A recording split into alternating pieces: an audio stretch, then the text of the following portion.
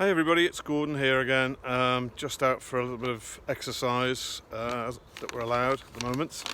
And I thought I'd talk to you a little bit about how you can use the GCSE Anthology, the AQA GCSE Anthology that you ordinarily would use for your English literature studies, perhaps as the basis for some narrative writing and keeping the practice up in that regard. So I've been having a good look through it. There's at least 7 or 8 stories in there that are really worth a good look, and the one I've picked today I think is on about page 80 or something. It's called Chemistry by Graham Swift. It's a relatively modern short story, and I thought we could quickly just have a think about some of the features of it on the first page of the story that runs to about 8 pages in total, and see what you could take from it and how you could adapt the ideas for your own writing.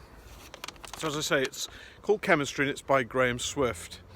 It starts off by describing the setting, which is a local boating lake, the sort of place you may have been, with a parent or family friends, perhaps when you were younger, with your little boats and so on. So it's got a certain credibility. Graham Swift is careful to make sure it feels realistic. He gives you details about the dimensions of the lake. He tells you a little bit about the actual setting, the situation of the lake, and some of the conditions on that lake as well. So plenty of ideas there to help root the story quite clearly and credibly for us. In addition, in that opening paragraph, quite a long paragraph actually, the writer is really effective in introducing the 3 main characters. That's the grandfather, the mother, and also the first person narrator, the young boy. So we've got a sense of who they are very early on in the story. We know a little bit about how their relationships work. It's a very secure, small family unit. And so we've got something there to base our thinking on. And as it moves forward, the writer really sets up a little bit of a subtle reference to how the story might develop, how it might in fact end. A little bit of a reference to the grandfather's fondness for chemistry sets and experiments with chemistry and so forth in his shed.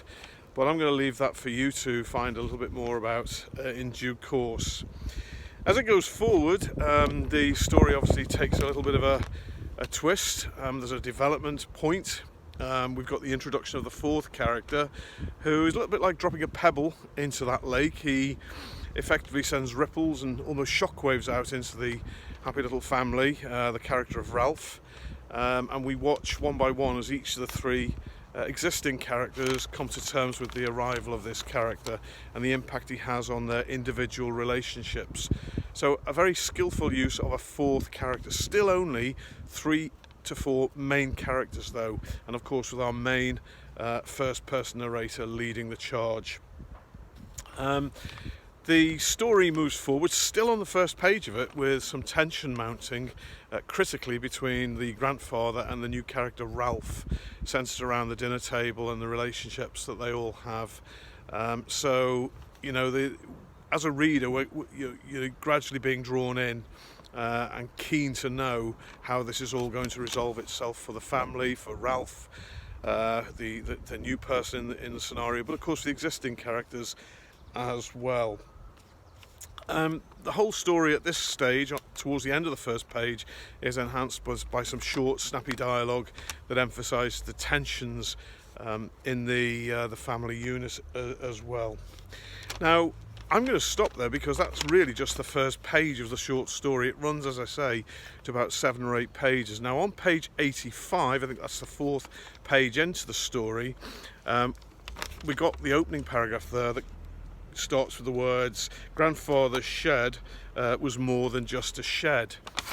Now, I think that's a really interesting little line you could use for your own story if you wanted to have a go at writing a piece of narrative yourself. Grandfather's shed was more than just a shed. It's only one line, perhaps put that down as your opening line and see where that takes you by way of a narrative. You can of course create your own characters, keep it limited, 2 or 3 characters, no more. Let's have some tension introduced into the story, some hints about what might happen next, a little bit of dialogue, and of course don't forget that all important opening setting as well. So plenty for you to consider in this particular short story, Chemistry by Graham Swift, from your AQA Anthology. There are, as I say, about 6-7 other short stories in that anthology, and I'll touch on some of those in future videos.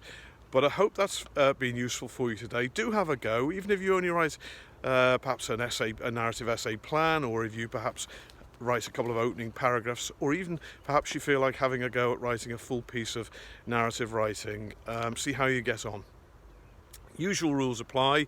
Careful attention to technical accuracy, punctuation, spelling and grammar.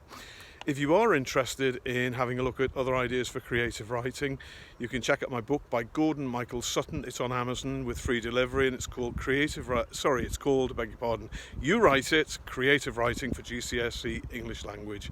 And I look forward to seeing you soon. Good luck. Bye.